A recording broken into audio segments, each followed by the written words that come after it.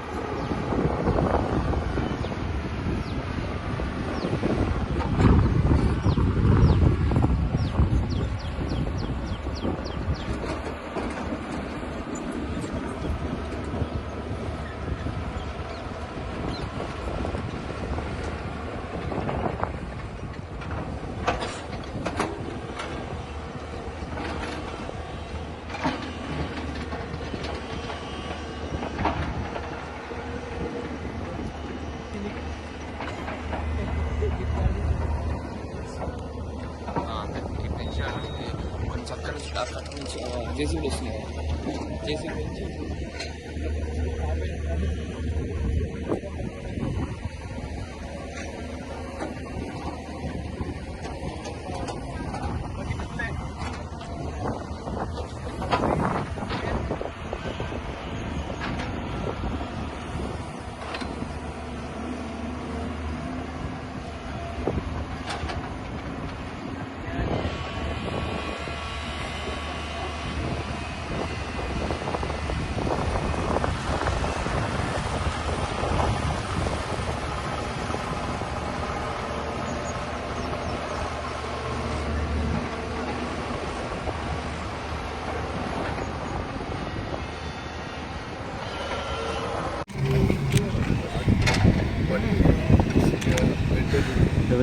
ఏం కావాలో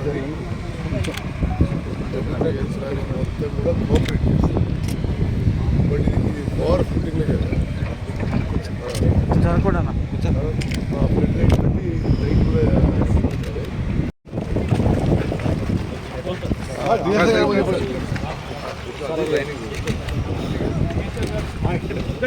one week అంటే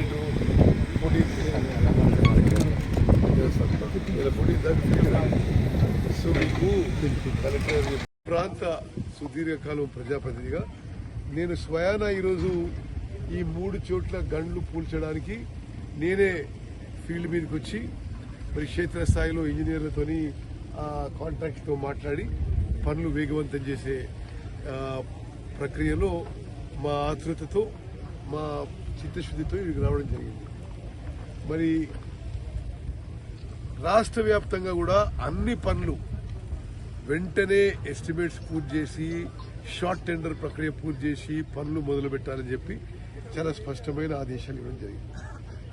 దాంట్లో భాగంగానే నాగార్జున సాగర్ ఎడమ కాలువ ఇక్కడ ఈ కాగితాల రామచంద్రపురం గ్రామం దగ్గర పాలేరు బ్యాక్ వాటర్ వల్ల కొన్ని కారణాల వల్ల ఇక్కడ తెగింది.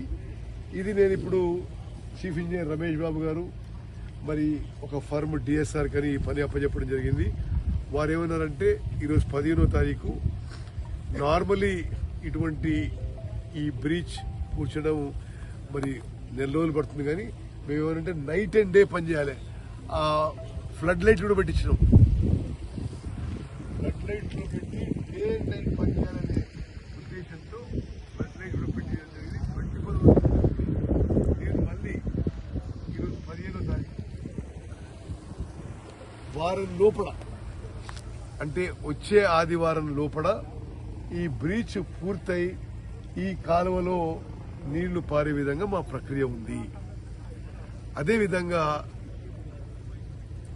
హుజూర్ నగర్ కోదాడ్ కాన్స్టిట్యున్సీలో ఇక్కడ గండి పడ్డది, రెడ్లకుంట మేజర్కి పడ్డది, ముక్త్యాల మేజర్ పడ్డది. ఆ 3 ప్రదేశాలను కూడా నేను ఈరోజు పరిశీలిస్తున్నాను. అదిగాక చాలా పెద్ద పెద్ద చెరువులకు కూడా చాలా నష్టం జరిగింది, పూర్తిగా తెగిపోయినాయి. ఆ కింద ఊర్లకు కూడా ఆ వరద వల్ల నష్టం జరిగింది.